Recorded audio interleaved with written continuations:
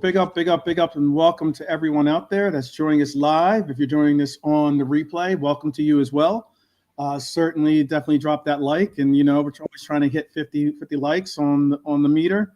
And if you can, definitely leave a comment too. Subscribe if you haven't, and all that good stuff. Hit the notification bell. It is bright and early. I got to watch the sunrise here. And I am still up from last night, so I'm going to make this one a good one. But I am cognitive as to what's going on, so I am good to go. I've got two of my closest Reds friends for sure joining me today. I got JK and I got Lee as well. How you doing, Lee? Afternoon, mate. Afternoon. I hope you had a nice time last night. I hope you enjoyed yourself. Yeah. Shout out to LF System. They're out of Scotland. Big up to them. Got this hang out with them. Bunch of other acts as well. Dylan Francis and Crank That Company, McKay Company. Infect, by the way, he's actually probably listening to the show because I told him I was going to go. Mm-hmm. Yeah, he's from Canada, but I told him I was going to be going live, and he's like, "Oh, all right, I'll try to check you out before they go because they got another show right after." So, yeah, he's like, "I'll check you out while I'm in the airport or something to do," and I'm like, "Okay, sounds good. Hopefully, I'm entertained. I don't know if I'm as entertaining as he is, but I mean, hopefully, I can entertain him with some football news. How are you doing, JK? I'm all good, Brandon. How you doing, bro? All good. Bless Lee as well. Yeah. Like I said, the last act ended at 5:00 in the morning, so it's been a long day. But I am here because I enjoy talking about my Reds, and I definitely enjoy the company that I have today. You in the chat, this great panel that we have right now. Some of you might be just wrapping up from watching that Arsenal match. Really not that exciting of a game if you're a Forest fan. Certainly, there's going to be probably some Forest heads out there that are going to be like, what are we going to do? Suck him. Yeah. I mean, I'm telling you now, you will hear one Forest fan say, get him out. You don't want him here. Yeah. We never wanted him here. That's what they're going to say. Yeah. Bane, Arsenal's Bane, got his goal. Bane's the character from Batman. For those that are wondering, that's the whole thing that he does on when he makes this when he does the symbol when he does the little thing over his mouth. That's supposed to be like Bane from Batman. And Tom Hardy played him, I think, that guy. Yes, Yeah. About to say, yep, good call. I'm surprised. He's Lee to it. By the way, that's just impressive because Lee's always like Mr. IMDb. When it comes to characters and the real names of the people that played him. Tom Hardy, great actor, by the way. Really talented actor. Plays in a good show today, or not today, but plays in another good show called Mobland. I don't know if you've seen that yet or not. Mm-hmm. I recommended it to JK. It is a Guy Ritchie film or series. Guy Ritchie series. Right. Yeah. I haven't heard much from him in a while, but he was good making his films when he first came out. I did enjoy them, Yeah, his films are classics. But, a little bit on his inspiration, but it's all good. He was married to Madonna, for those that don't know, for a little while. That's how she quote unquote picked up an English accent all of a sudden. But and him American. Yeah, exactly. Yeah, a little bit. I mean, I saw him.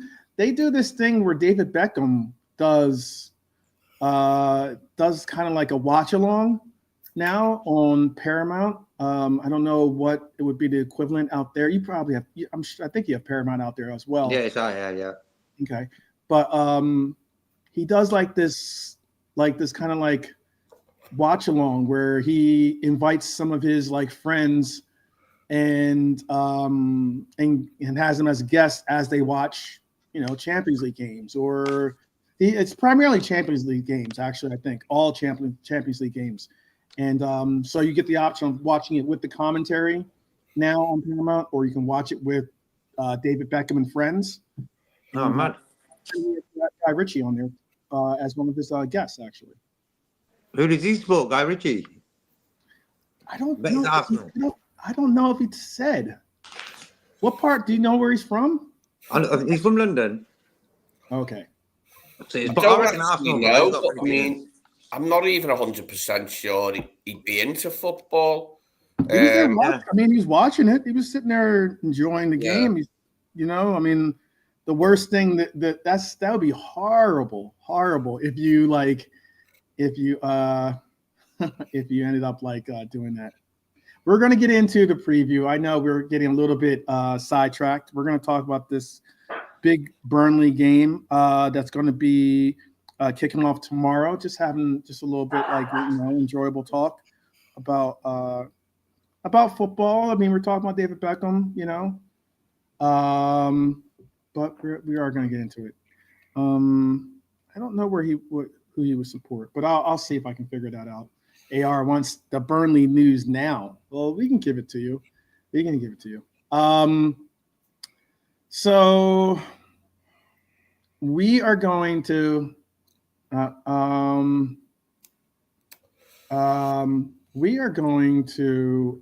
talk about the Burnley game, and we're going to get into about what is going to go down at the Turf Moor. Have you ever seen a match at Turf Moor, by the way? Have you ever seen it live, either of you? No, I've never been there. Okay, I was going to ask you. I've never even been to Burnley. Okay. Oh, you've never been to Burnley? No, never, Jay. Never been to Turf Moor, no. To be honest, I haven't visited that many away grounds, although I used to go to the match all the time when I was younger. It was the home games. I was never a traveller. I have been away, but only, a handful of times. Burnley ain't one of the places I've been. I was going to ask you how the vibe is, because I know that, I don't know how St. James Park got the approval to have the away fans in the upper deck and not be down on the bottom tier. I know Turf Moor is set up differently, as in they don't have that kind of stadium vibe to it, or stadium setup. But, I have seen them get loud. I've seen Liverpool fans get loud at Burnley. So, I'm hoping that the vibe, I'm sure the vibe will be there. We're always loud away, aren't we? Our away fans always make themselves heard when we're on TV. I enjoy that. It's good because they always make themselves heard, don't they? No, they're a rowdy sort of fan base. They'll be behind their team, you know what I mean? So it's going to be rowdy. But I'm thinking, look, I think the Newcastle game was a big test for us guys. We got through it. And I think that was going to probably be the rowdiest atmosphere. Maybe Old Trafford, maybe. That's going to be against us this season. So we got through that. And I think whatever comes now, we've got enough professionals in the team to handle it. Okay.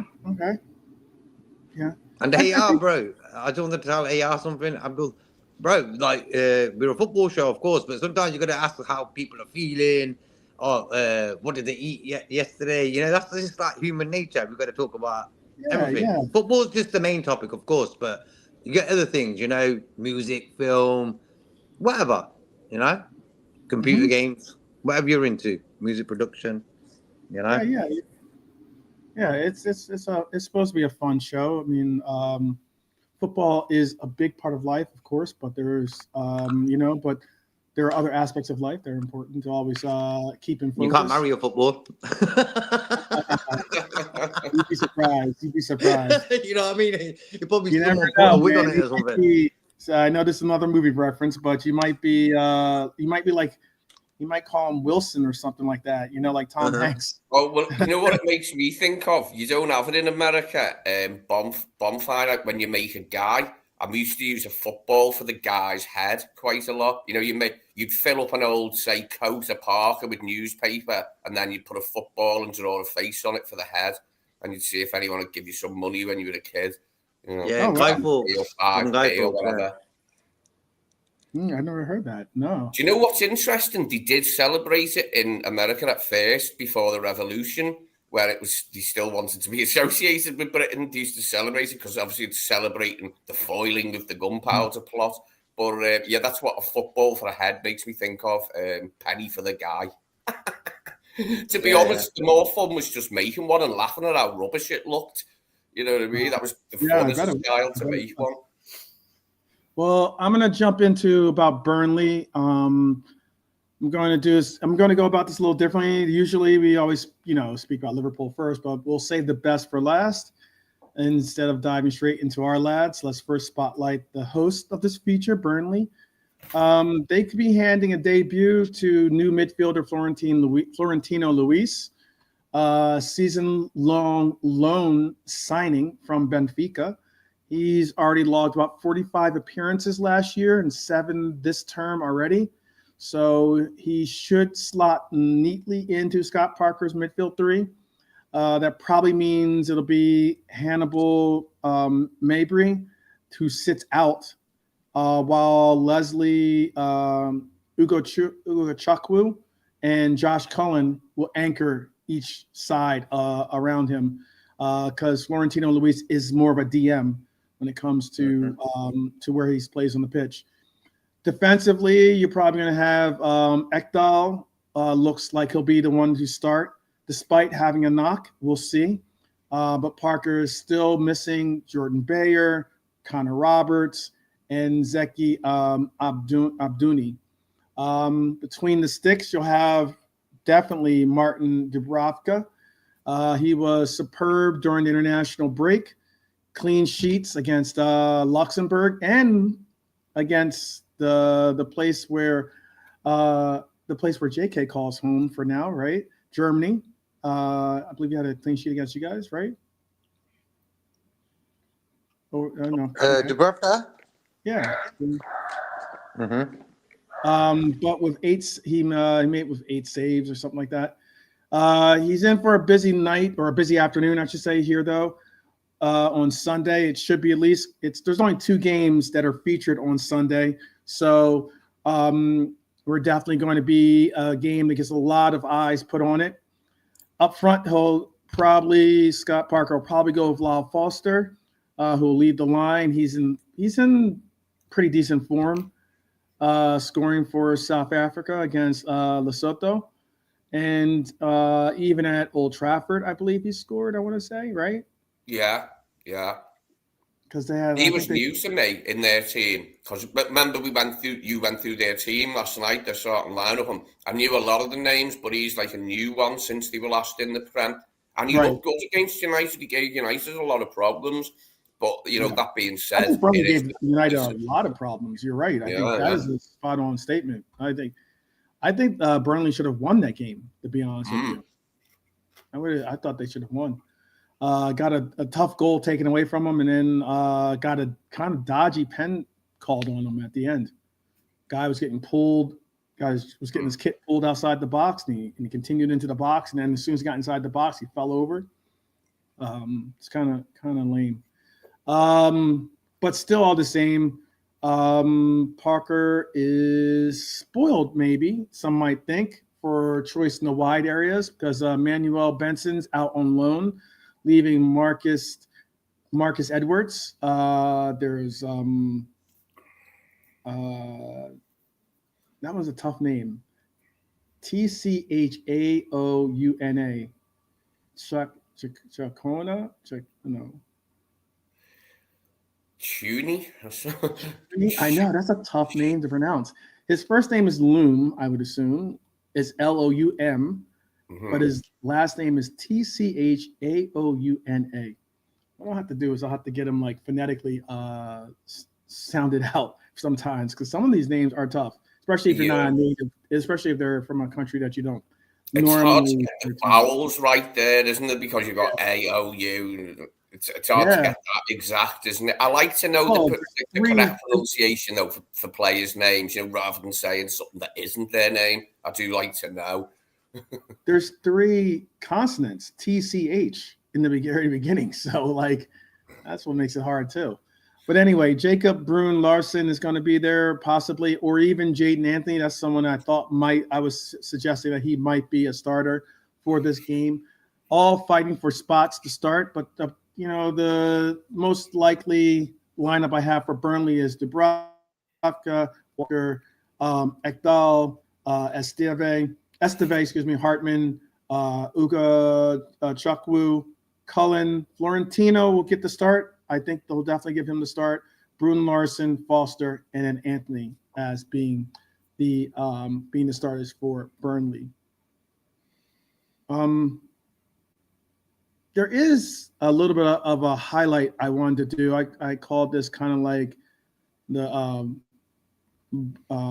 Burnley spotlight, and that's because you got to give Burnley their due. Have you heard the term yo-yo club, in the sense of they're a team that gets promoted, relegated, promoted, relegated. So it's kind of like a yo-yo, keeps going up and down. Yeah, that's always been a saying for decades. I remember it from when I was young, and Chelsea were one of them when I was young. They got relegated and came back up quite a lot. Not as much maybe as Burnley have done, but they were something of a yo-yo club in the 1980s, Chelsea.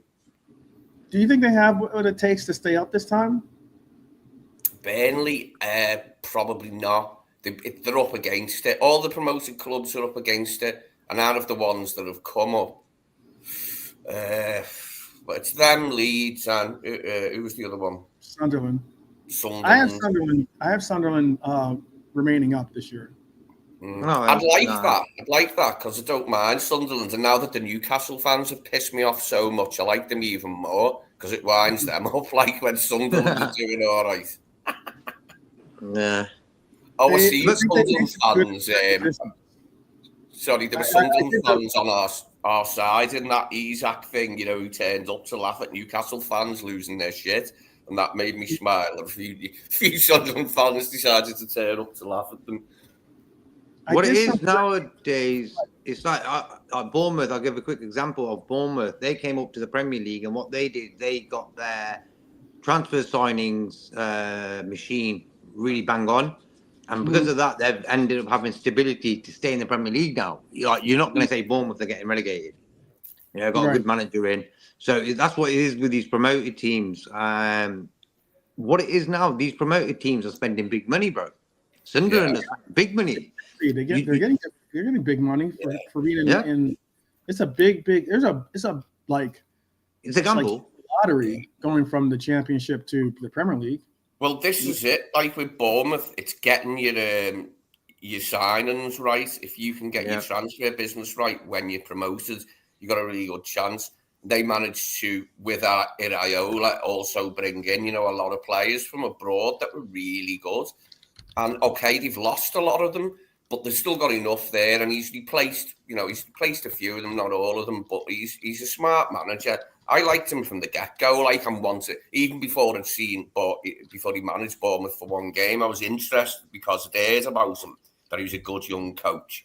And he certainly proved that. The heights he took them to last season, I mean, I think they won away. They beat everyone. They beat City, they beat Arsenal. But I think they won away. I think they won away at Newcastle, didn't they? They did. And they hammered Newcastle at St. James's Park. As I can remember, it was 5-2 or something. Yeah, something like that. Yeah. They had some big results last season. Yeah, he's a good manager, yeah. So that's why for me, the promoted teams, I put them all to go back down. All 3 of them. Usually that's the case. Yeah. That's what's happening recently. The teams that are coming up, they're going straight back down. So it's hard to find stability in football sometimes. It's all about smart signings and getting good stuff in, I think there was also a gamble, bro. They'll pull out the money to get these players, but they're thinking, if we don't pull this money out, we've got no chance of surviving here and getting the money for next season. So it's a gamble. you're a team like maybe like I think Leicester City has the ability to stay up if they get the opportunity, because I think that they have enough players that are Premier League level to stay up than as opposed to some of the other teams that get that kind of catch fire in the championship and get promoted from before, like Luton Town and stuff like that. Like as Luton, yeah, they were definitely fun to see a smaller size club get the opportunity to be in the Premier League. But once you start looking at it and you start seeing that you have to pull wins together every weekend, and like points drop can be actually points immensely importantly dropped into the point where last season, I believe, I'd have to look at it, but I think the three teams that were relegated were like, I think barely like 20 points or something like that. It's like, that's let me double check.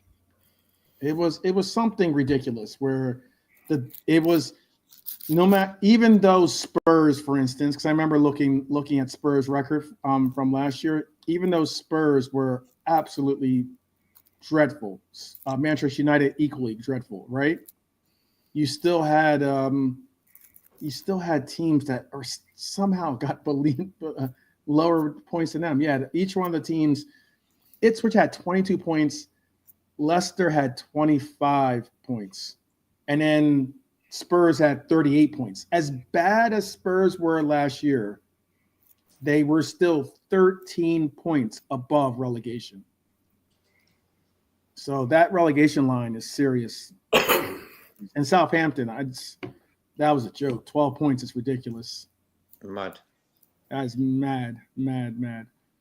But what I wanted to bring up in the spotlight is a player that when I was looking at their starting lineup, or excuse me, their squad, and I was like predicting who their starting lineup would be, it really made me be surprised to see this name on the list. Scott Parker's side is probably going to, like I said, give a debut to Florentino Luis. He's their new midfielder from Benfica. He's already played over 50 games across the league and Europe in the past year. And he comes from that Portuguese schooling of defense and of football in general. But he's stepping straight into a midfield battle against Liverpool, obviously, against one of the, I think, one of the top midfields in the league. But what was really, really interesting is that there was a time when we were interested in Florentino Luis. Like, as in Florentino Luis was actually a coveted defender. Yet now he is, on a newly promoted team, and it's interesting. I mean, he's a record signing for them, by the way. I was surprised, 12th, when you told me that he's the Florentino Luis, because the link to us was quite strong and quite pervasive. It went on for a number of weeks where he was one of the main names mentioned, because we were looking at that many different players in that position around the time. And he was one of the big names. But I remember at the time it was saying he cost a pretty penny to take away from Benfica. That's another thing. That's exactly it. That was another thing. He was, I don't have the transfer market number in front of me, but there was points where his transfer fee was 60 million, I want to say, maybe 70 million, something along those lines. I'm talking about 60, 70 million pounds, by the way, too, not euros. But now I'll tell you what he went for just recently. Pull up his. I'm surprised that he's ended up at Burnley, but I'm interested to see him and how he does tomorrow. I always am when it's a player we've been linked with but didn't get. I'm always interested then to see them when we end up coming up against them. Right. I mean, it could be because he's just turned 26. In August, he turned 26. At the time, he was like 24, 25 when we were interested in him. But he's good at tackling. He's good at his positioning on the pitch. He's good at long balls as well. And I just remember that we were very, very intrigued with him. But he started to go out on loans to other teams, which is interesting. I don't know if that's because Benfica couldn't afford him, in the sense of because his salary was a pretty high salary too. I'm gonna look up. Let me look up his transfer market fee. Do you think? Because I'm gonna ask you. Do you think Florentino is the type of player who can steady Burnley's midfield against our press tomorrow, or is it just going to be a baptism by fire for him tomorrow? I'll ask that of Lee, since and then JK. It depends how we play, doesn't it? How much he can get into the game and be have an effect on the game. A lot of that's going to come down to how we perform. If we can get our shit together after the international break this time, which we failed to last season, especially in the first two breaks, we had woeful performances after each one. So I'm hoping that won't be the case this season. But yeah, it'd be interesting to see how he does against our midfielders. I don't know. Yeah, there is a chance that he could have a really good game, isn't there? And they could have a good game. Mm-hmm. But we'll wait and see. I think, as I said, it more depends on how well we play. If we get a good performance, then it won't matter as much what their players are doing, because we'll be too strong for them. I just hope we get the points. I'd accept a ropey performance if it yielded 3 points, and then we can get into the better performances as we play more games in a row. Do you know what I mean? Mm-hmm. Mm-hmm. Yeah, I'm trying to look up his transfer because he was a player I was interested in, to be honest with you. He had a lot of check marks that were positive check marks. It was the time that we needed a DM as well, but it was just that he was so heavily high priced that I just didn't think that we had a real opportunity. I mean, I don't think we were going to go for a player at that moment for that. Let me see. Well, for me, bro, first game he's going to play against Liverpool, the champions. He's going to try to put a shift in. Yeah. So he don't really need no adrenaline push. You know what I mean? He knows tomorrow, big game, first game in England. I want to show the world who I am. You know what I mean? So that's what's going to happen. It does uplift players, doesn't it, Jay? When they play against the bigger clubs, you often get their best performances in one of those games, because they want to show themselves, don't they? And maybe he's thinking he could get another move in England to a different club. But yeah, they'd be wanting to show their best game. But it should be an interesting affair anyway. The match, like I said, we've never won there heavily. It's not really the place where many clubs go there and batter them. But as long as we get the win, I'll be happy.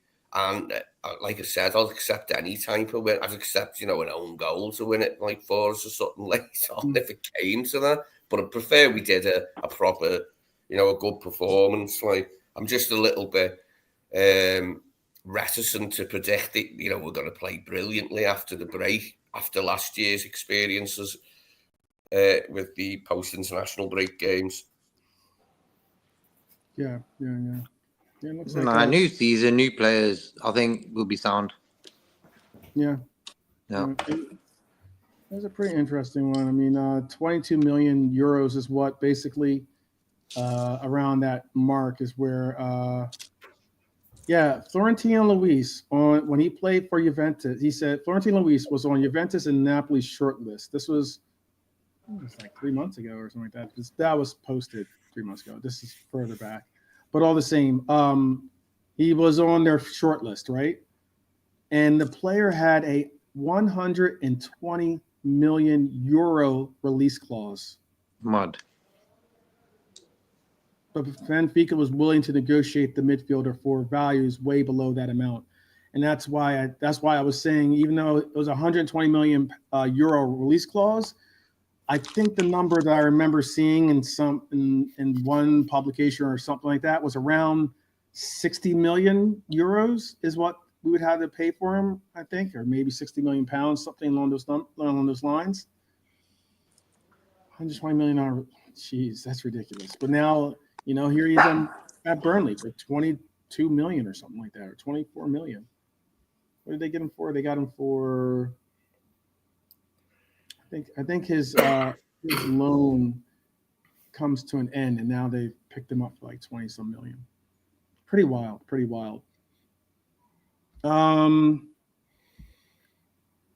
So do you think it's going to be? You do think it's going to be tough sledding for him tomorrow? Nah, I think with Liverpool, bro. I think because of us winning 3 in a row, a lot of players are on a high, and I think with Isaac coming to the squad, it's going to be good. It's going to be good.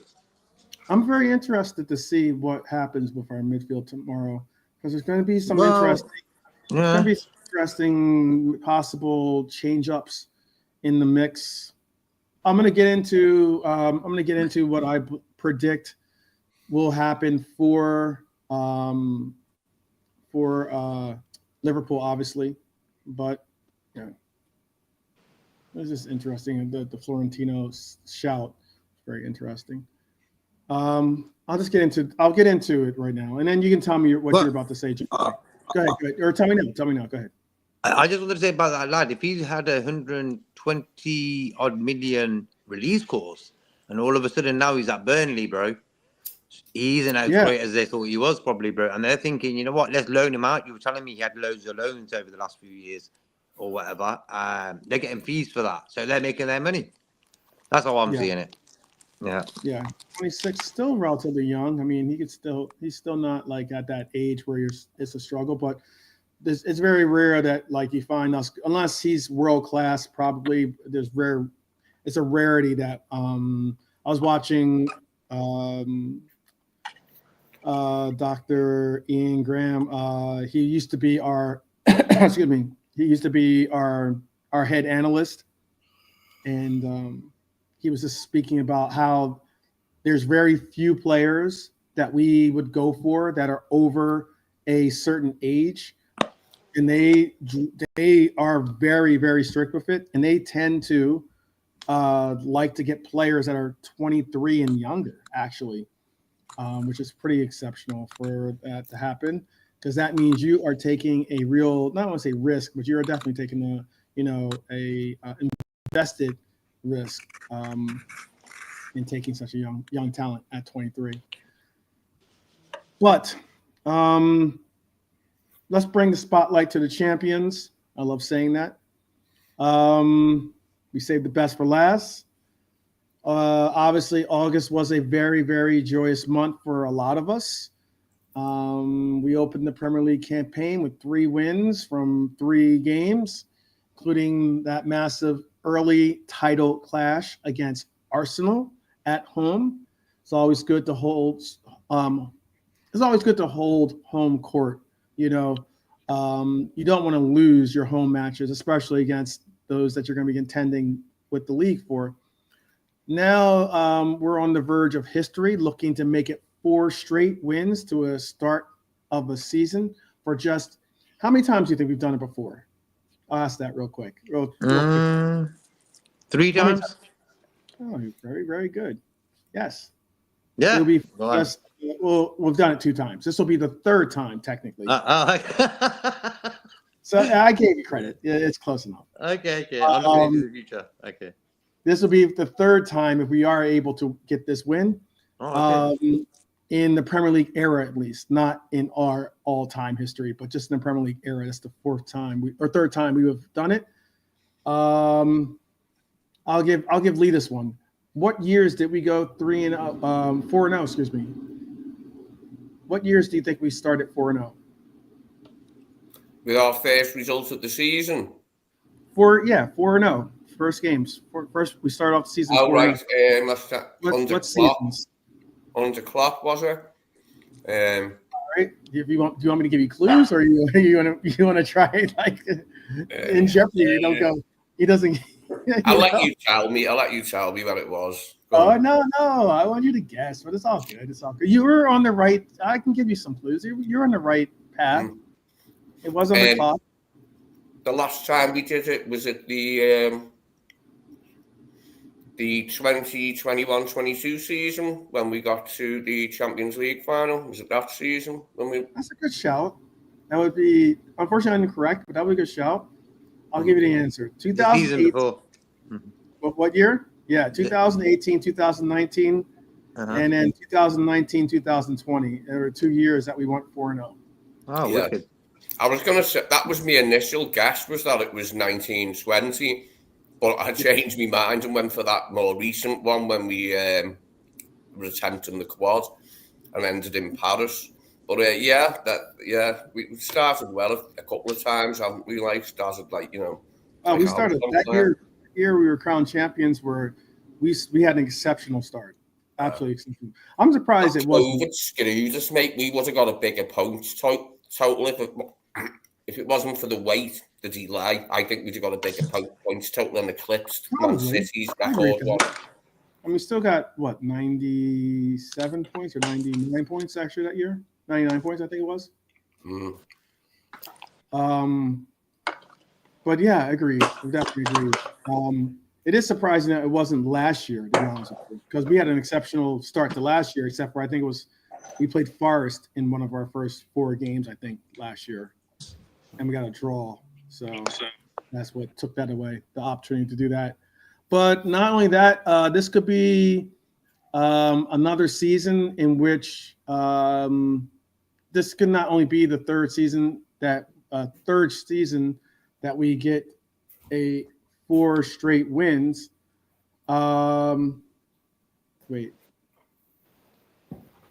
But do you realize, and this is a surprising one, can you name any team, any champion team, championship team, title winning team, to have won 4 straight games after winning the title? So they won the title, they start the new year and go 4-0 or no. Can you name any other team? Man City, I would say. I would have said that too. But it's not. Do you realize though that it's never been done in English top flight history? Oh, okay. That's pretty wild. That's a pretty wild. Yeah, I thought that would have been done before. So nobody's won their first 4 league games after winning the title the previous May. Nope. Well, let's do it, man. Mm-hmm. We've got to do it now. We've got a record to break. Yeah. Got to break records here, haven't we, Jay? That's what Salah's going to be doing, bro. You know, Salah's the type of guy. I reckon he sits there and thinks, what record's going to break in the next game? Okay. Right. I think he should do that. Let me properly address that one too. There is before. Wait. So we can be the third team actually.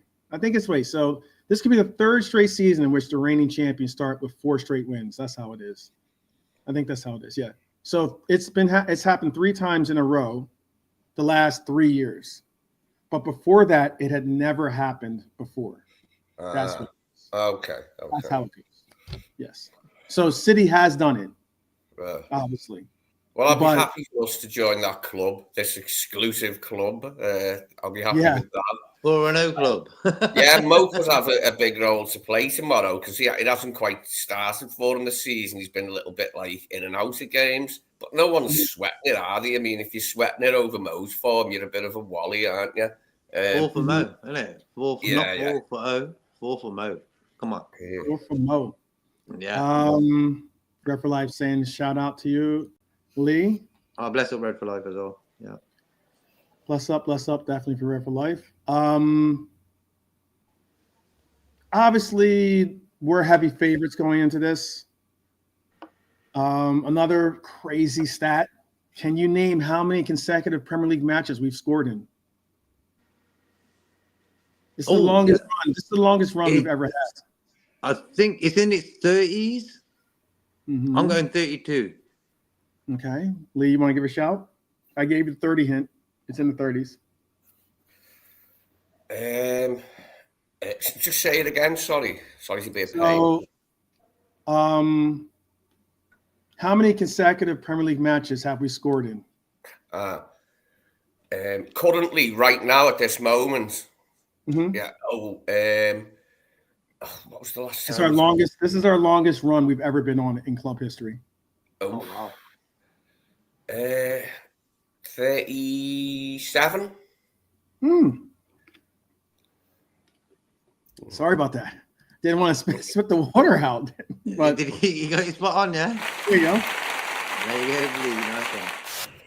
Nice one. You know what? I usually think one thing and then change my mind just before I say it. And I did think 36, and then I thought, no, I'll stick another one on it.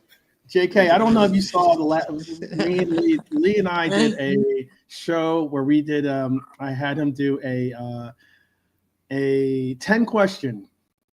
We went 10 questions for a quick trivia segment, and he went I think to question 8 or 9 or something like that without getting a question right.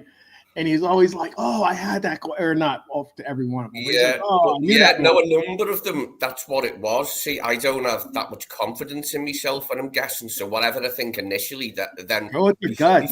Yeah, before it's even a solid thing in my mind, I'm like, I'll have to change that.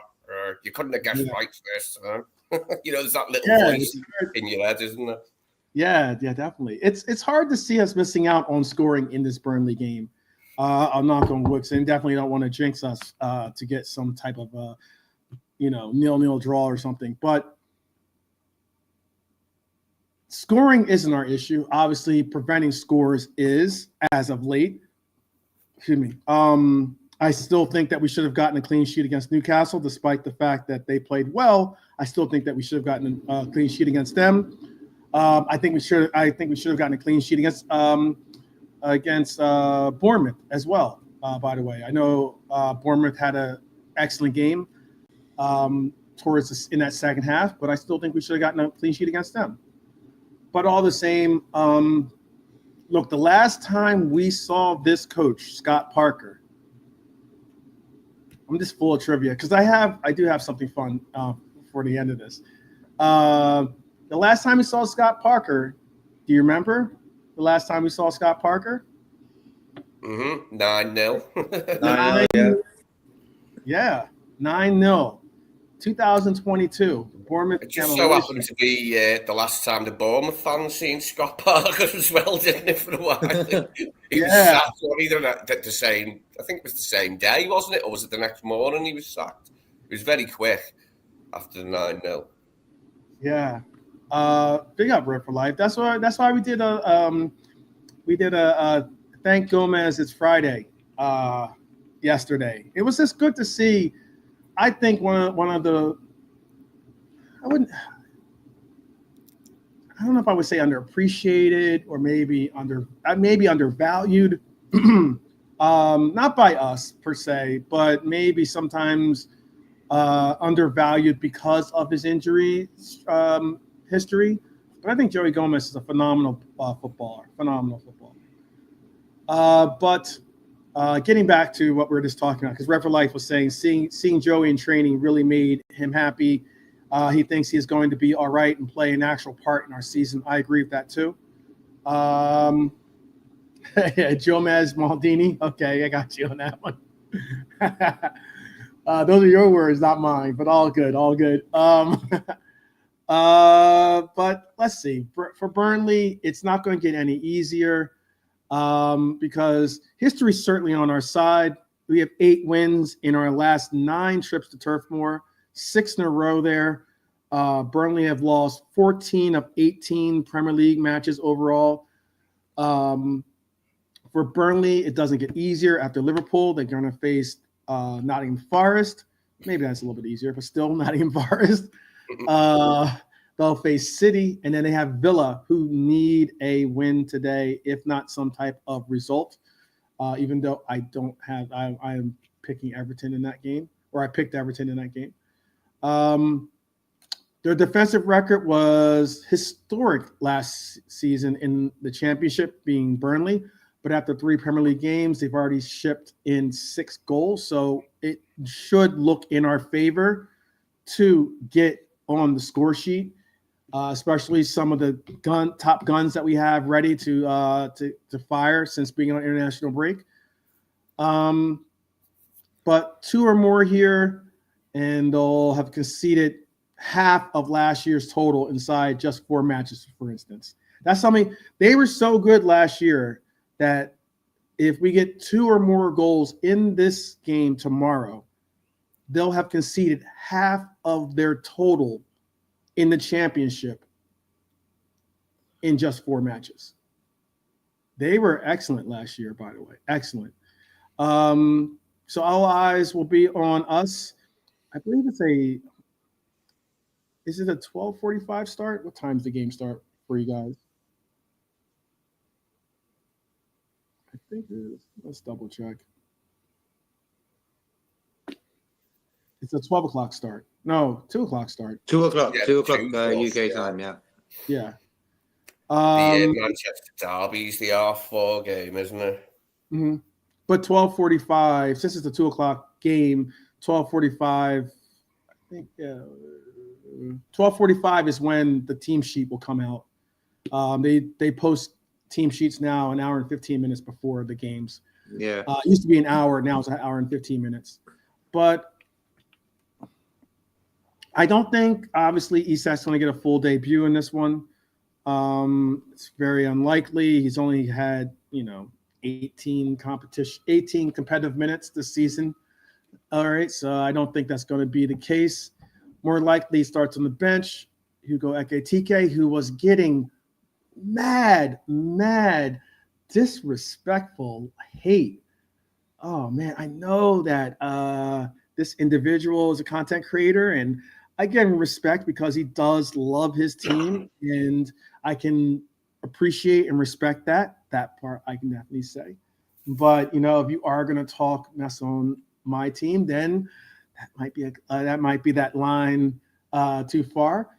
But Ekitike was. Let me see if I can find the picture. I don't know if I think I commented on it, but there was a picture of Ekitike. TNT Sports did, I guess, somewhat of like a feature on him. Mm-hmm. I don't know if you saw that or not. And let me see if I can find it for you. I'll share it. And I thought it was really cool, by the way, what they did for Ekitike. But let me see if I can find it for you. I'll show you. If I can find the picture, I'll bring it up. Then I'll tell you. Yeah, I know he's done a few interviews. I've seen little bits of like a few of the ones that he's done, and he's good just saying that he's settled in and all that, and the players have helped him settle in, and he wants to get better, etc. Yeah, and sounded good. I'm pleased for him that he got his France cap as well, because he said this is huge for me and my family. So that's pleased that he's happy on that score as well. And I'm very, very happy that he's gotten recognition from his home nation. That means, like I said, it means a lot. It definitely means a lot. Yeah, the French know how good Liverpool are, mate. We've had a French manager. Yeah. So getting the Liverpool move, has propelled him into the France squad, and I'm pleased for the lads. Yeah, for sure. Let me see. I'm trying to find it. I know I commented on it. I don't want to have to go to the. I'll just go to him. Fine. They want to give him the extra follow, or not follow, but look. But let me see if I can find it on his page, because I know he's already posted a bunch of crap talking about Arsenal's win today, I'm sure.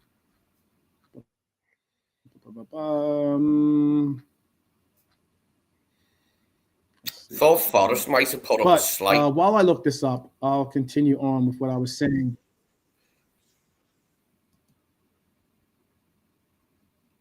Mm-hmm.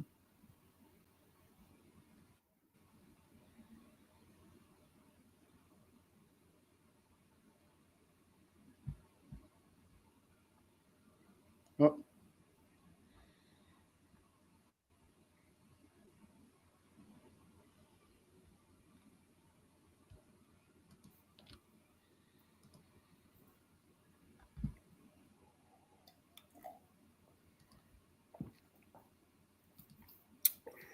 Okay. Hopefully you can you hear me now?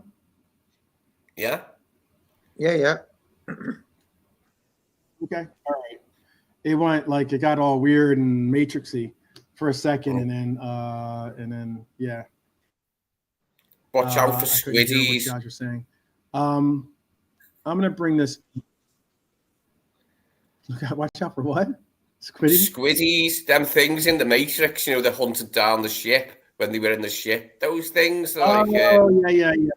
all the tentacles. Yeah. Oh, they were horrible. Them things, weren't they? Yeah. They were.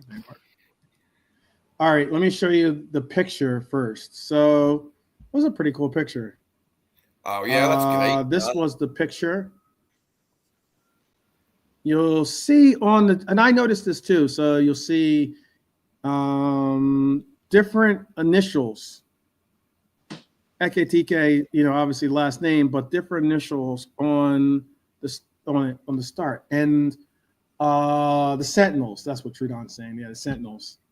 That's what they're called. But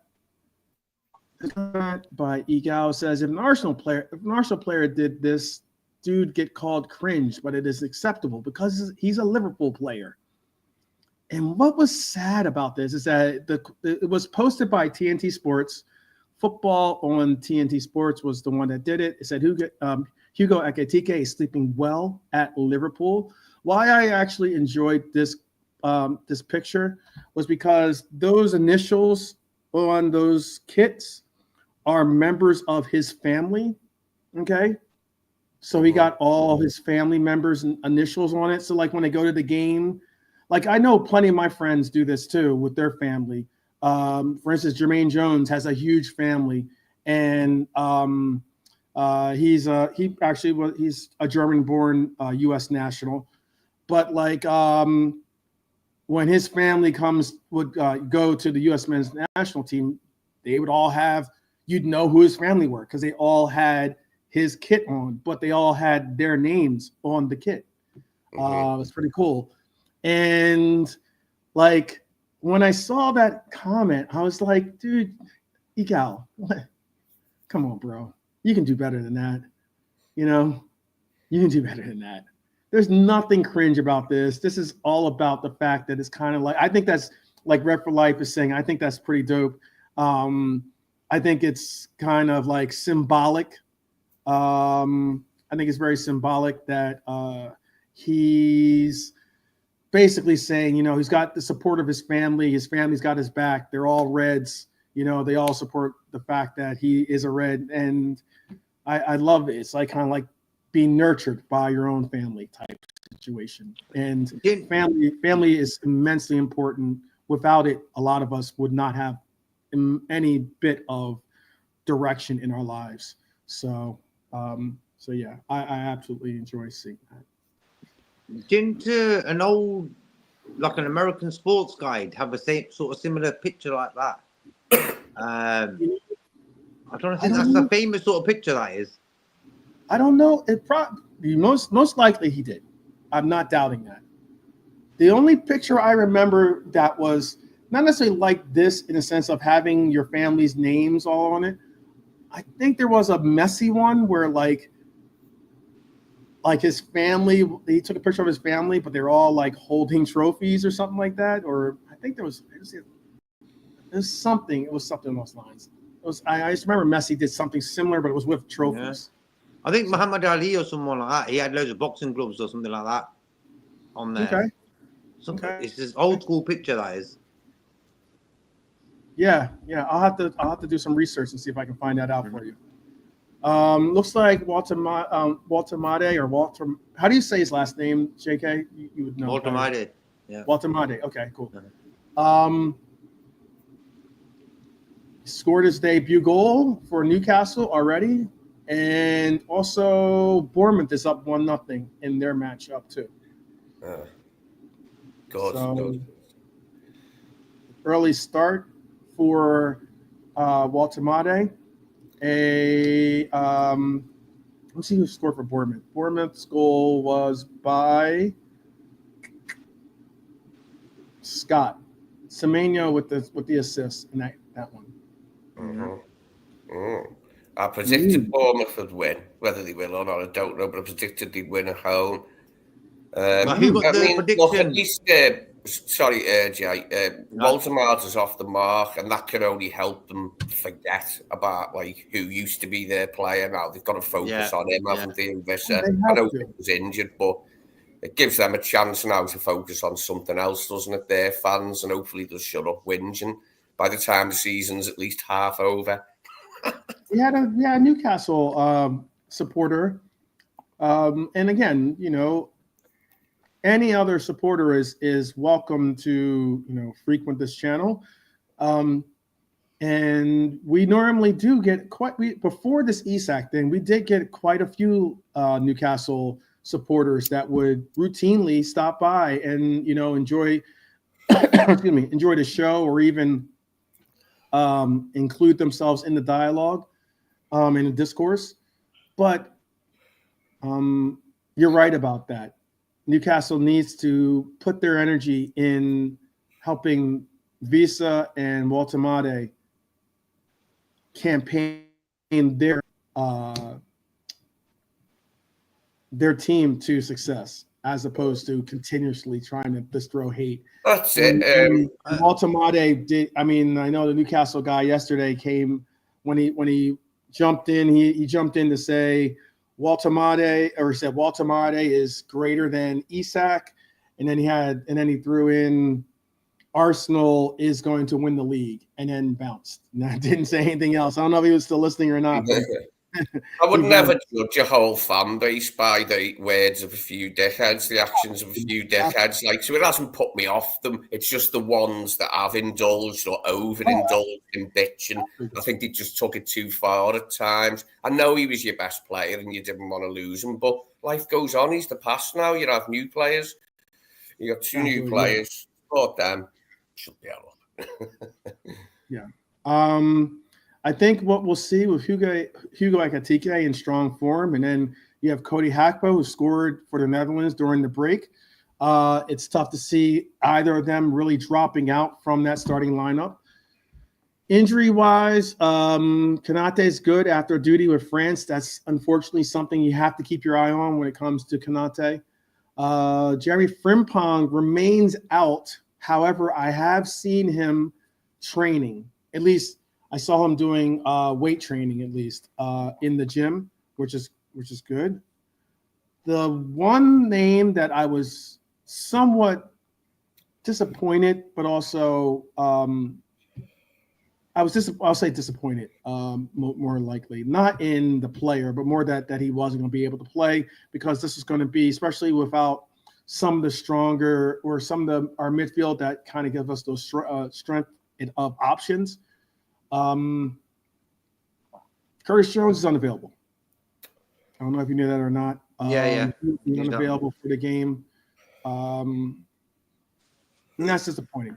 That's definitely. Yeah, because what it is with Curtis, bro, he gets his fitness up, gets game time, shows quality sometimes, but he's on the right path. And what happens? He gets injured. It happens all the time with him. Him and Konate. Yeah. It always happens. And they're usually weird injuries too. Yeah, like what happened to him, bro? Something like as in, or something. Yeah, he had that eye injury, didn't he, Curtis, that kept him out for ages. And it was a weird way he got it as well, the eye injury, I think. But he was like one of the only players who didn't go away on international duty, and he ends up as the injured one. Crazy world, isn't it? Crazy world. It is, absolutely. Yeah, but they said it was from the last game, so that was Arsenal. Yeah. Might have been when he got hacked down for the Sobo's free kick. Yeah. Maybe. Could be, bro. Could be. He won that free kick. I remember he did a nice little turn, and then he got clattered. But we got the goal from him. Bonkers just answered it for you, as well as JK, but Ref for Life was asking, when did Jones even play? He played in the Arsenal game. He played in Newcastle game, right? Mm-hmm. I think he started in Newcastle, didn't he? Yeah, he started in Newcastle, yeah. Yeah, he's played in them all, hasn't he? He hasn't started them all, but he's played in them all. I think that's why, I was disappointed to see that he wasn't there, because he's obviously a preferred choice by our coach, as in, if you get the good favor of the coach and you're one of the first names either off the team sheet for a starter role, or even a spot starter, or certainly as a sub, that's always a good thing, But yeah, in our first 3 games, he's played in all 3 games. He's played in all 3 games. And he provides a lot. And a lot of what people don't like about him can sometimes be some of the reasons why he is asked to be a part of the team, which is his ability to hold on to the ball and control the pace and tone of the game by doing so. But I'm going to give you my team. I've got Ali. I've got Bradley at right back. Okay. Bradley has some good minutes in the in his North Ireland international game, by the way. I've got Konate, BVD, Kirkes, Gravenberg, Dom in the midfield with Gravenberg, Salah, Wirtz, Cody, and Ekitike. And the reason why I don't have McAllister start is not because I am jumping on the bandwagon of so many Macca haters out there that have just suddenly ballooned up.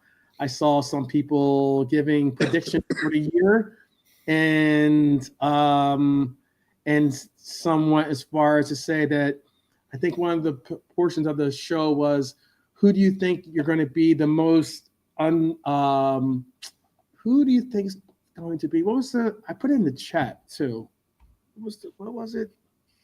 It was, who do you think is going to be the most? Let me see. I can pull up the chat. Who's going to be the most underwhelming player of the season? And 2 of the panelists on one of my favorite shows picked Macca as their call. Unfortunately, there was another fellow content creator out there. Gorkaz scored another goal, by the way. I hope not. No, he's only scored 1 goal. Their games are already over. Gorkaz scored 1 goal today. Zubamandi scored 2 goals for Arsenal. But yeah, the underwhelming thing kind of was like, oh wow, all right. I don't think Macca's going to be. The logic behind saying Macca was going to be underwhelming this year was because he's been somewhat of a work in progress since he's gotten this groin injury. He's been working back towards his fitness. We can all see that he's not at the level that he normally is. I'm more than willing to admit that for I think one of my favorite players on the team. However, I think eventually he will get it because our midfield is solid enough with enough options. It hurts to have Curtis Jones go because that would have been one of the options to be able to suffice and limit his minutes so he can get back.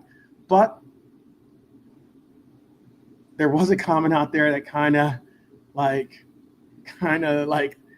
rocked the boat, and not even rocked the boat.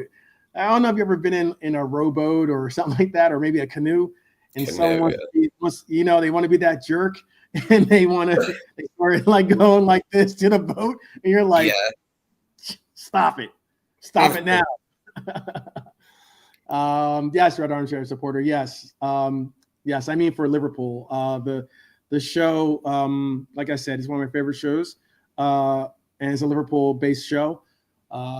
There's 3 panelists on there, or at least there were 3 panelists on there for this episode, and 2 of them gave Macca as their choice. I can't remember the 3rd one. Yeah, but why? And they got no other topics to talk about. Like, for me, why are you talking negative about? Not saying they're wishing for that player to have a bad season. No, you know why? Because the show was player expectations.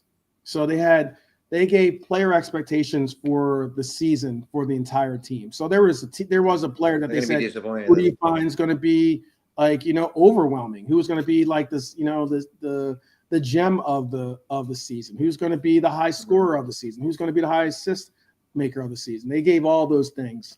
And I think that the part of the show that kind of, again, rocked the boat for me to the point where they tipped the boat was when a content creator chimed in from the chat. They included his comment, and his comment was because they were talking about how possibly Real Madrid certainly would be interested in Macca as a player, and the content creator chimed in and said Wait, let me make sure I quote him correctly because I don't like to misquote people.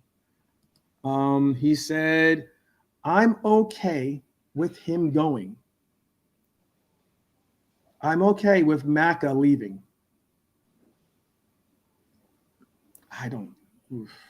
Maka's one of our best players on this team.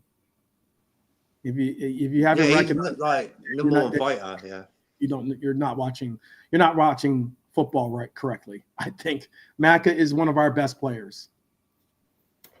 Definitely. Yeah, he's massively important for us, like, to make the midfield work properly. Like, without him, it's not as good, just as it isn't without Ryan.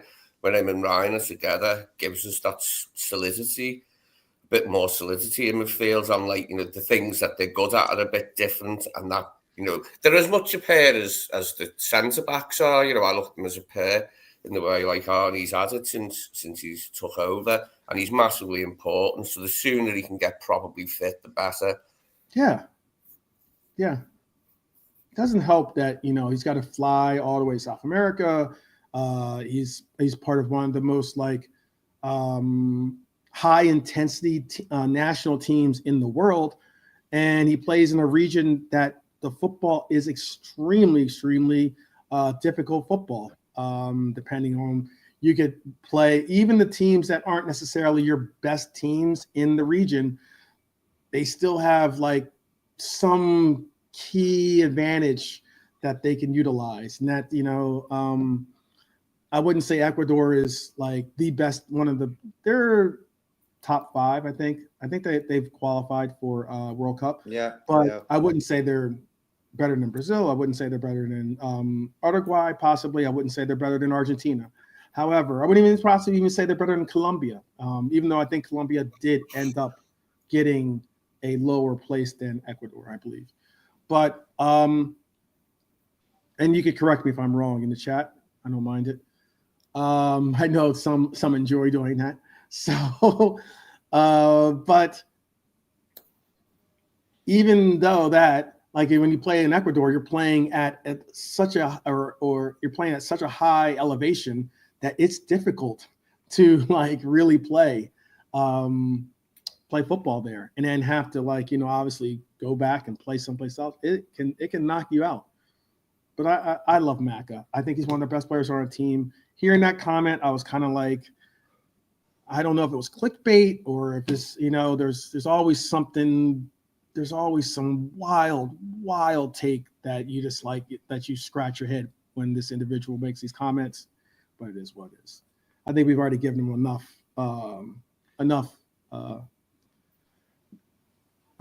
attention without actually saying the individual's name. But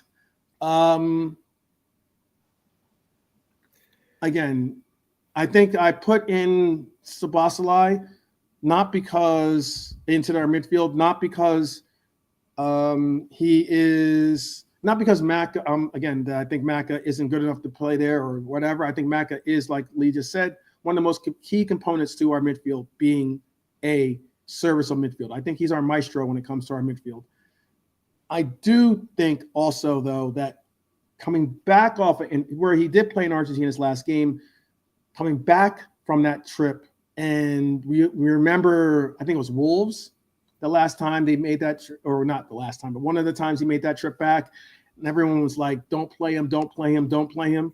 And he definitely looked knackered, as you guys like to say. And I just think that trip is a difficult voyage to make. I would rest our South American players in this one. And that's the only reason why I'm not playing him, because I think he is getting back to that level that we need him at. Do you guys have a different starting lineup prediction that you want to bring out? I agree with your team. I'd go with that team. Okay. Yeah. Lee, do you have a different team than the team I brought out? I said Ali, Bradley, Ibu, VVD, Kirkez, Grav, Dom, Mo, Wirtz, Cody, and Ekitike.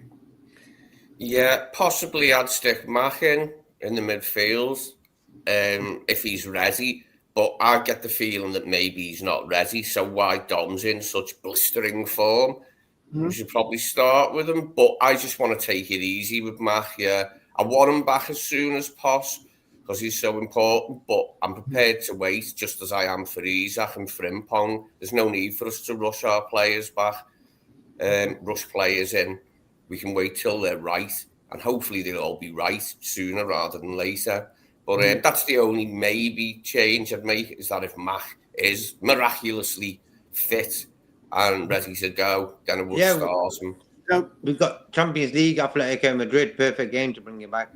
Yeah. Exactly. Yeah. Game that we'll need him in, for sure. Yeah, for sure. But if he doesn't start, he'll come on.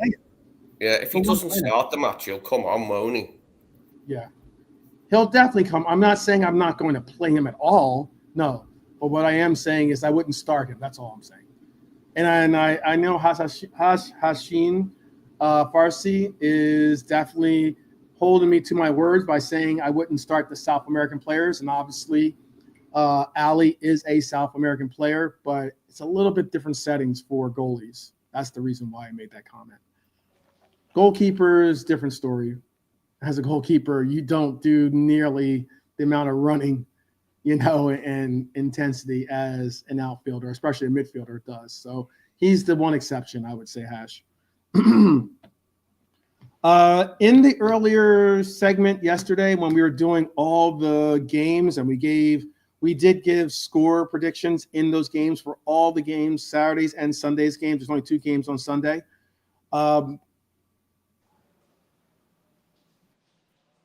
I think I said 3-0. I want to say. I think JK, you said 3-0. I'd have to look at our. I think I said 4. Yeah. You said 4. Okay. Mm-hmm. Yeah, I think I said 3. You said 4. What did you go with, Lee? Do you remember? 2-0. 2-0. Okay, so we went with 2-0, 3-0, and 4-0. Okay. So what does that mean? They're going to get 1-0? All right. Okay. But because you never know, Burnley might park the bus. That could be the case. But do you want to make any revisions to your scores? I did see one person put their score in to the chat. Carlsberg put in his score of being Burnley 1, Liverpool 4. That was what Carlsberg had to say. I only wish it was the real Carlsberg, but I appreciate that Carlsberg did say hello. Big up, big up. Red Armchair supporter saying 3-0. He has it, 3-0. Okay. Ooh. Wow. Hashin Farsi has it 2-3. Liverpool. 2-3 Liverpool. Wow. If we're conceding goals against Burnley, we definitely got to do something about our defense. Mm-hmm. Clean sheet tomorrow for me. Clean sheet. We got one last game. We need another one now. Yeah, we got to have a clean sheet. We need another clean sheet to get their confidence up, especially going into League Cup and Champions League being the next weeks games we play. Red Armchair supporter also has Salah, Ekitike, and Cody scoring the goals. By the way, shout out to Red Armchair supporter because that is nearly my prediction.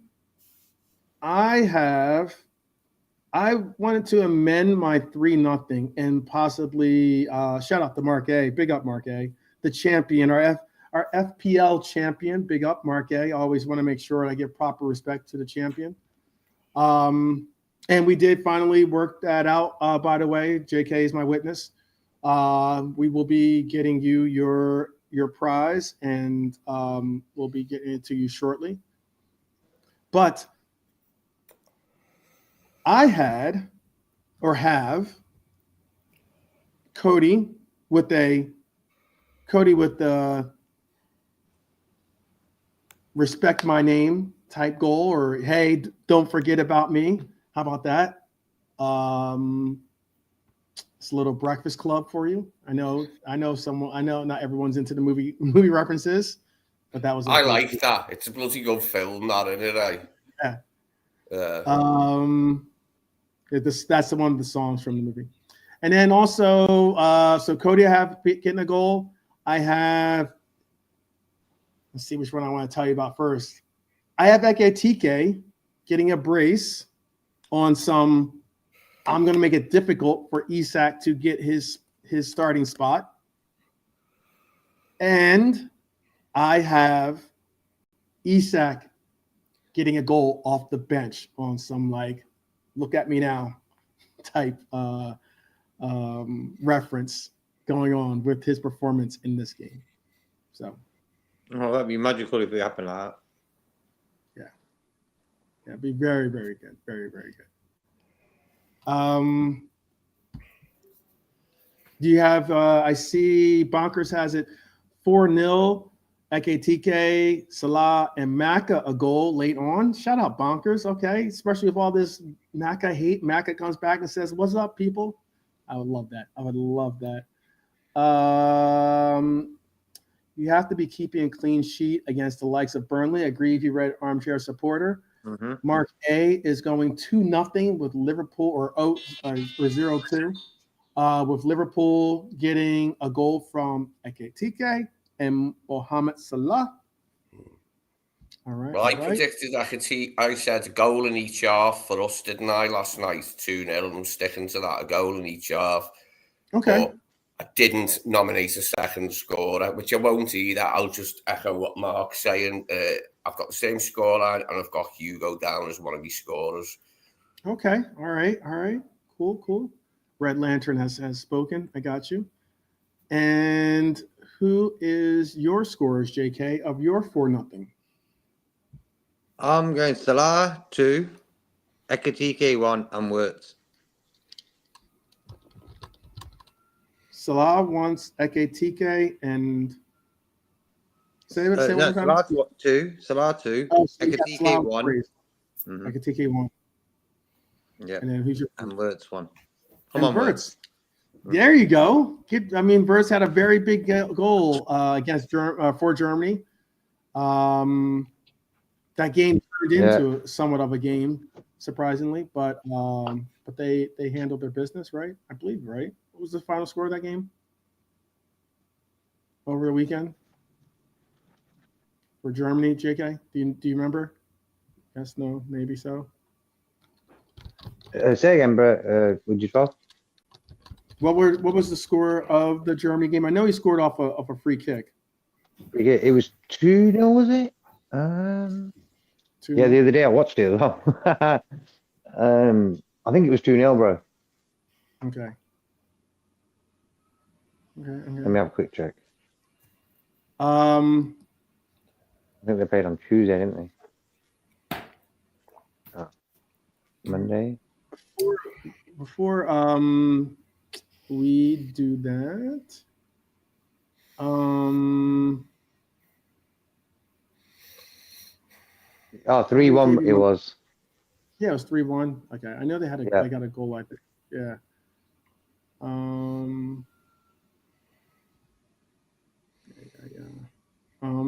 I did have a hot take, but I already kind of gave the hot take about Florian Wirtz on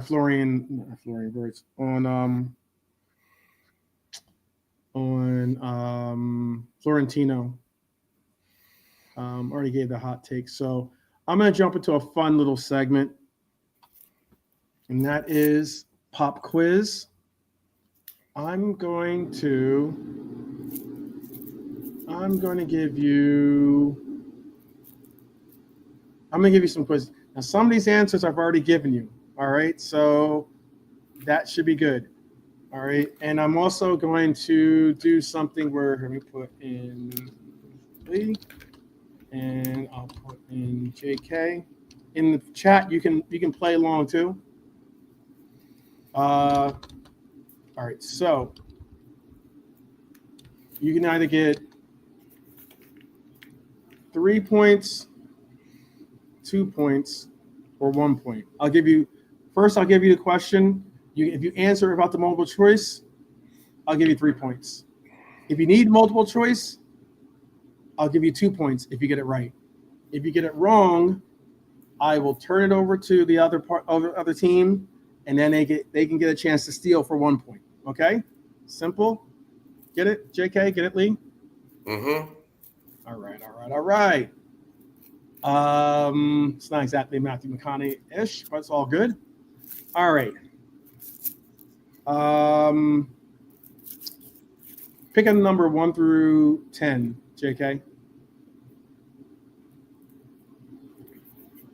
Okay. Or 5. 5. Pick a number 1 through 10, Lee.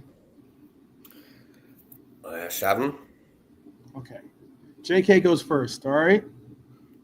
All right. How many of their 9 Premier League away matches at Turf Moor have Liverpool won? 7. Is that you? Oh, you just want to go 7? Okay. Yep. You don't want multiple choice? Go on then. If you do multiple choice, it's only worth 2 points. If you just guess, I'll give you 3 points. I was saying. Yeah, I'll just go 7 then. Okay. That would be incorrect. All right. I'll give Lee the chance to steal, but this is only for 1 point because I'm going to give you multiple choice. And one of the multiple choices has already been taken out. So it's either 6, 8, or 9. 6. Ooh, we're looking for 8. We're looking for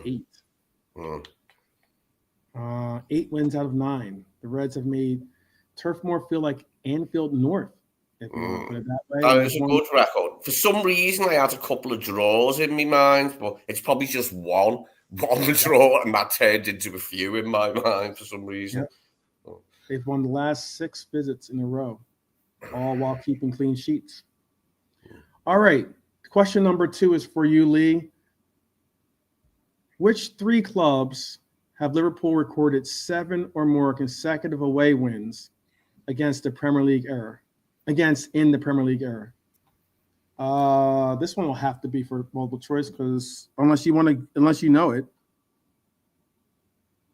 There's 3 clubs Liverpool have recorded 7 or more consecutive away wins against in the Premier League. Can you name them?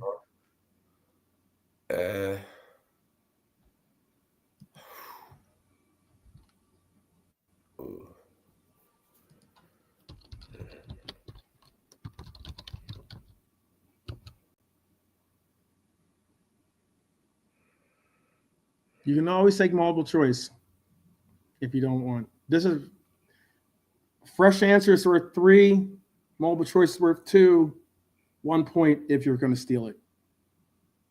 Here's multiple choice. Okay.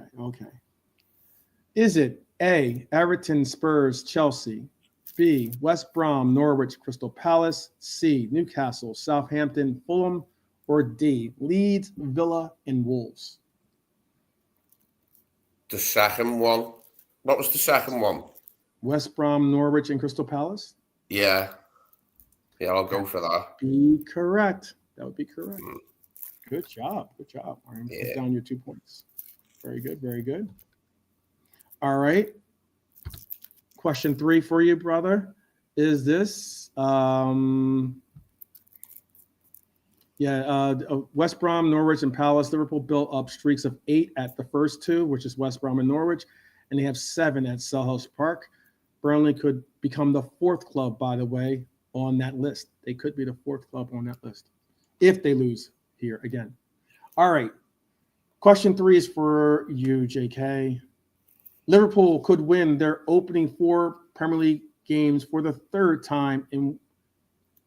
In which seasons did they also achieve this feat? 2018-19, 2021. Oh, no, that's incorrect. Oh, down for the last one. Don't say it. Lee, you get a chance to steal for 1 point. These are the choices. 2017, 2018, or 2017, 2018, 2018, 2019, 2019, 2020, or 2020, 2021.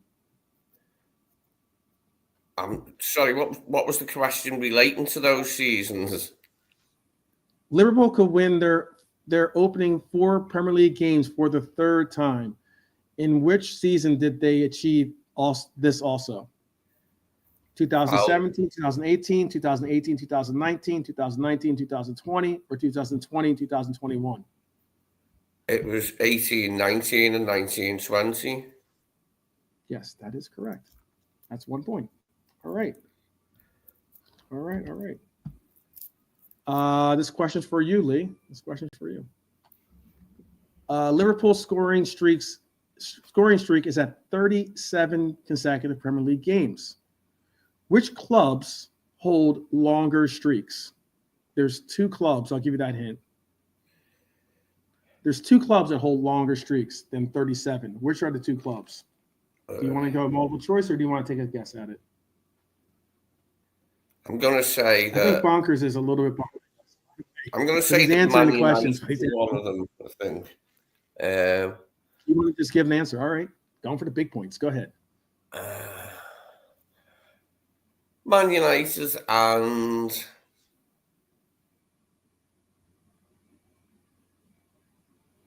I'm stuck for the second answer. Yeah. Who's your second?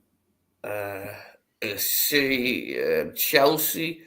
I'm not sure about Chelsea because no. I'm gonna go for Arsenal. So Man U and Arsenal are the 2 teams. That would be incorrect. Steele is going to be. At least you got one of the multiple choices on there. Usually, if you that I'll give you that. You at least got one of my multiple choices. That was one of my multiple choices. So my multiple choice that are left are for you. Is it Arsenal, Spurs, City, Chelsea, or Spurs and Man City? City, no. Spurs and who? Man City, yeah. Is either Arsenal, Spurs, Arsenal, Spurs, City, Chelsea, or Spurs and City? Spurs and City. No. Surprisingly, it is A. Arsenal hold the record with 55 straight games back in 2001, 2002. While Spurs hit 39 recently. Liverpool sit third all time but it does look like we could possibly catch them. We're only 2 off of Tottenham's score of 39. All right. We're gonna get this here. But we're not going too far. We're not gonna be over too much. Who won? So you just tried to steal. So it's got to be your question, JK. Burnley boss Scott Parker last faced Liverpool in August 2022. What was the score? 9-0.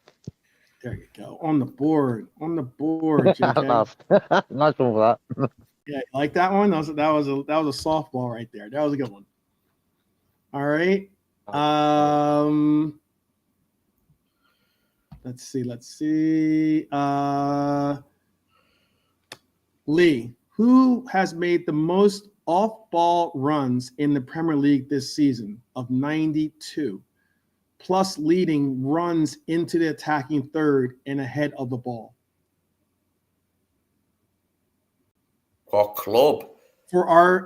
I'll give you this hint. This player was on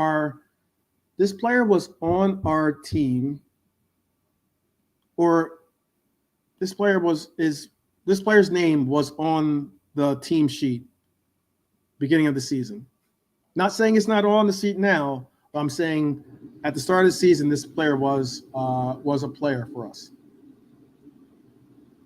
Again, not saying he's not now. I'm just saying that at the beginning of the season, this player was a player for us. Diaz? Meaning he started the season. So Diaz wasn't on. Well, Diaz didn't play the first game, I don't think.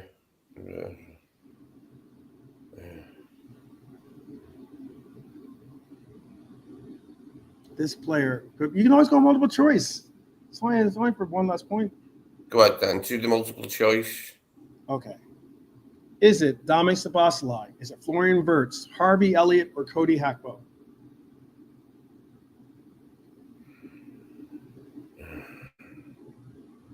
Szoboszlai.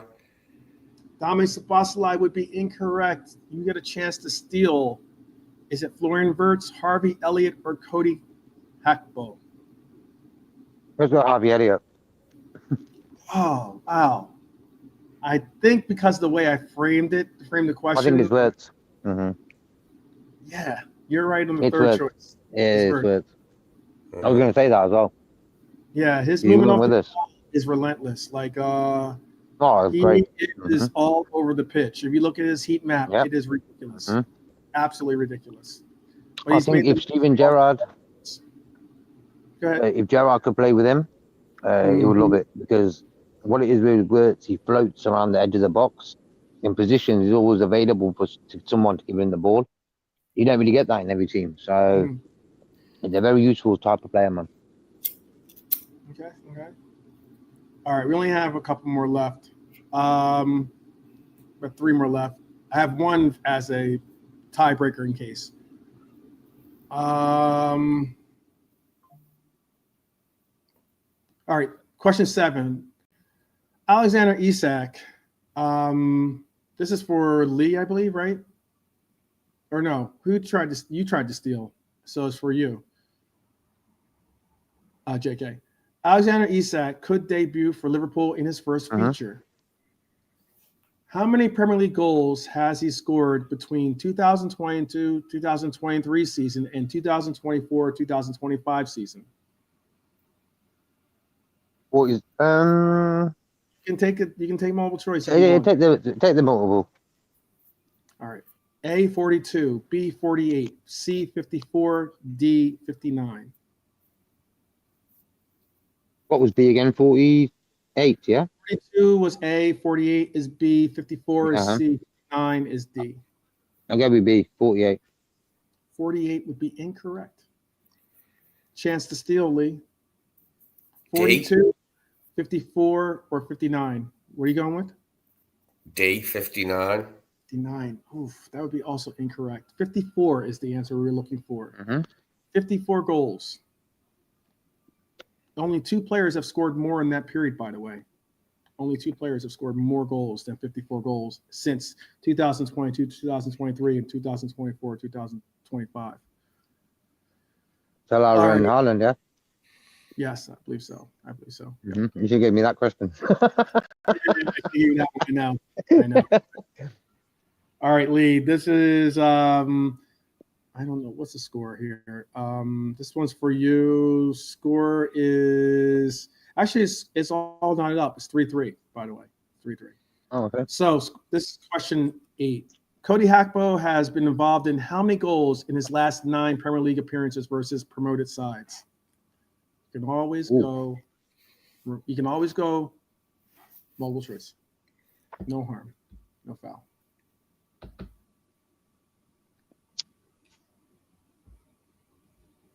Run that by me again, Gakpo's thing. All right. Cody has been involved in how many goals in his last 9 Premier League appearances versus promoted sides? Do you want to go multiple choice or do you want to go? Yeah, multiple choice. 6, 7, 8, or 9? 7. That'd be incorrect.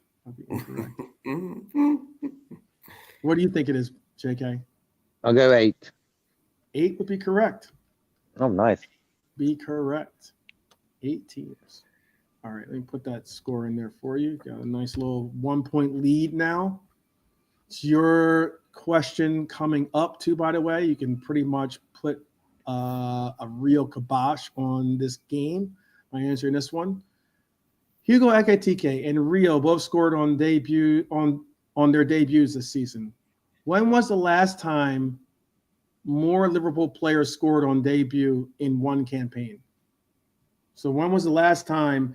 So we've had 2 players score on their debuts this season. When was the last time Liverpool had more than 2 players score on their debuts in one season? Oh, I like the multiple. Yeah, because this one's tough. So is it A, 1946, 1947, B, 1956, 1957, C, 1966, 1967, or D, 1976, 1977?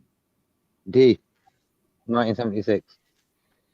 That would be incorrect. Oh, Chance to steal. We can knock this back up. I'm going to Lee. try the C one, the 60s, 66, 67. Oh, wow. It is back in 1946-47. 5 Reds scored in their debut. you remember Lee? We were there, remember? Oh, yeah. It's not all them matches. Billy Smith, we were just kids then, Finley, all them fellas. It was Billy Watkinson, Albert Stubbins. Is it Cyril Dunn? Cyril Dunn? Oh, Cyril Dunn. Right? There's no, because there's no E at the end. So Cyril Dunn, Billy Watkinson, Len Carney, and the absolutely infamous, I would say, the world famous Billy Liddell. Billy Liddell. All right. Billy.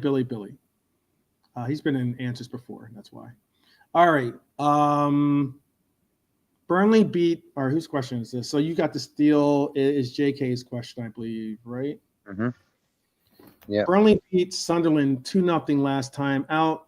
If they beat Liverpool, it would be the first time since 2009, 2010. I'll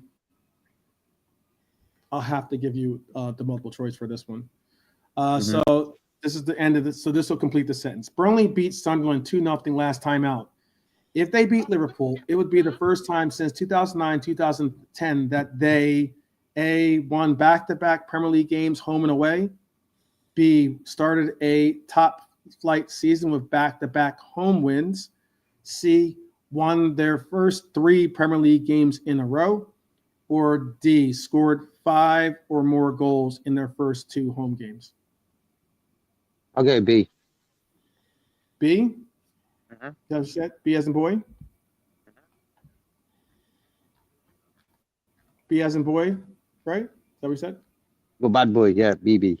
All right. That would be correct. Oh, nice. 6 points, 6-3. Good feeling, I just remember it. I'll just give this to give Lee a fighting chance to make this a draw. All right, Liverpool. You gotta if you want to make it a draw, you have to answer it without multiple choice, obviously. So Liverpool have lost just 2 of their last 28 Premier League games after an international break. What's the rest of their record? So they've lost 2 of their last 28 Premier League games after international break, but after international breaks, what is their records coming off of international breaks? They have 2 losses. What's their win total? What's their draw total? And it's out of 28. It is out of 28. So you have to figure out from okay. From out of 26 Yeah. is what you're Leaves me 26 to play with. I'll say 22 wins, 4 draws, and 2 losses. That's good. Wow. That's a very good guess. It's a very good guess. I think he got it right. Go on. He was close. Very close. Yeah. Very close. 21 wins. Since you already won, I'll just give it to you. 21 wins, 5 draws was the answer. Unlucky. That's unlucky. Yeah, good guess. It's not a bad record, that, for us, is it? Unlucky.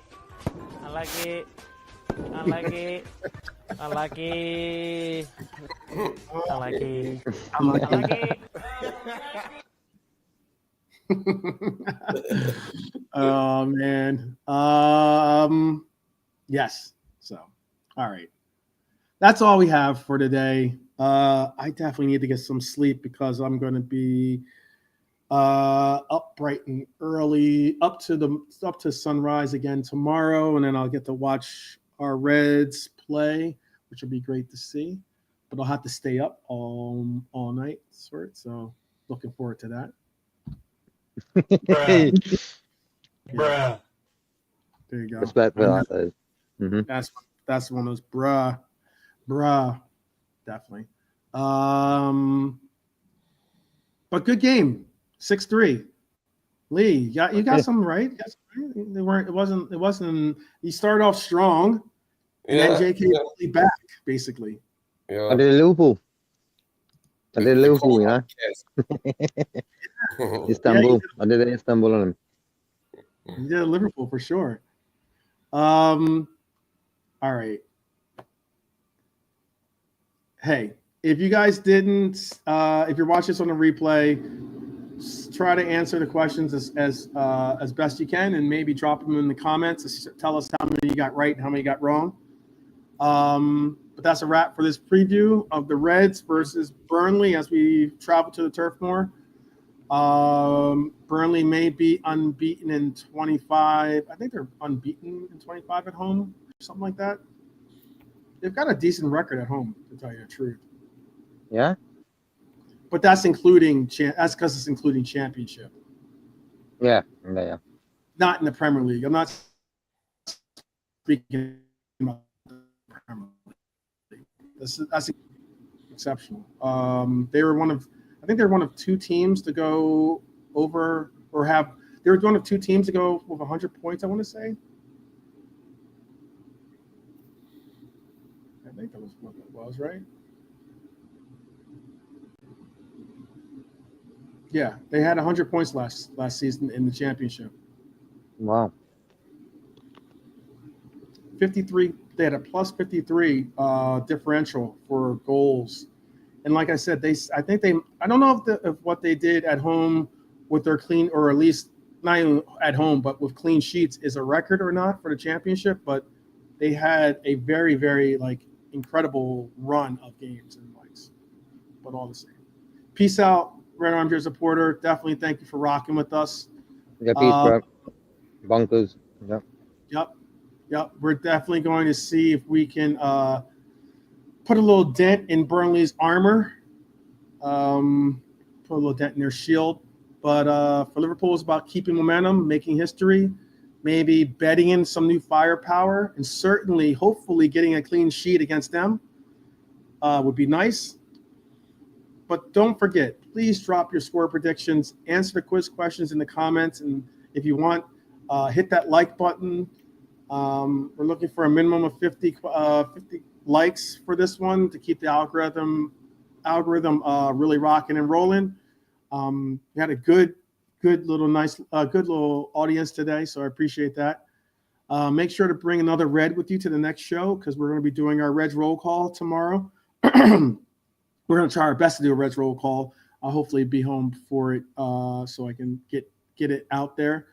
Either that or it might be one of my co-hosts starting that one off for us. But all the same, the most important thing is that you're there, my brothers and sisters out there, my Red brothers and sisters. Always up the Reds. Keep that in your heart. And we'll catch you before and most likely after the match tomorrow. I hope everyone has a pleasant day and enjoy the rest of the evening. Lee, you want to say something real quick? Oh, just thanks to everyone and bye. Hopefully we'll get a good result tomorrow. And it's all to play for then, isn't it? Cheers, everyone. All right. JK, you want to say something real quick? Yeah, same as always. Thank the panel and the chat as well. And I think Brian's going live in about half an hour as well. So you guys on the chat can go and see him as well. Please do. And, please do. Yeah. Go ahead. Give them. You can put it in the chat too, but give them. If I had the ability to send you over there, I would. But definitely. Yeah. But what I'll do, I'll put it in the chat. Yeah. But definitely go check out Anfield Irishman. He's about to go live as actually in about an hour, bro. He's going live in an hour. Oh, okay. He's going live in an hour. Okay. So yeah, be sure to hit him up for sure. And other than that, peace out, people. See you tomorrow. Looking forward to it. Yep. Let's get this win tomorrow. All right. And until then, you'll never walk alone.